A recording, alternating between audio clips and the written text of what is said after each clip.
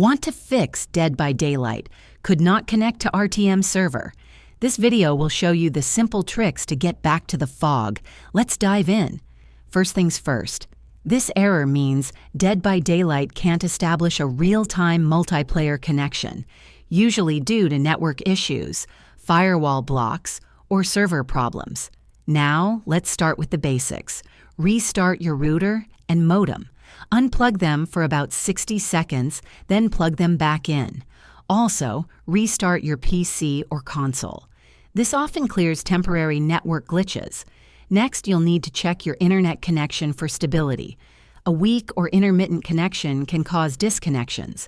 Try connecting to a wired Ethernet cable if you're on a PC or console. You'll also want to check your firewall and antivirus settings.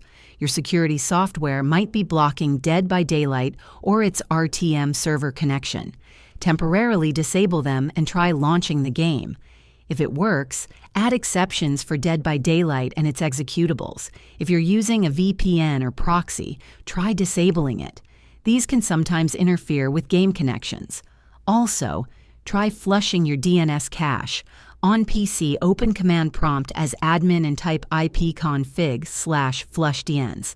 Finally, verify the integrity of your game files through Steam or your console's game management. This can fix any corrupted files. If the error persists, check the official Dead by Daylight Twitter X for server status updates, as it might be a server-side issue. If this helped you out, hit that like button, subscribe for more Dead by Daylight tips, and let me know in the comments what you want to see next.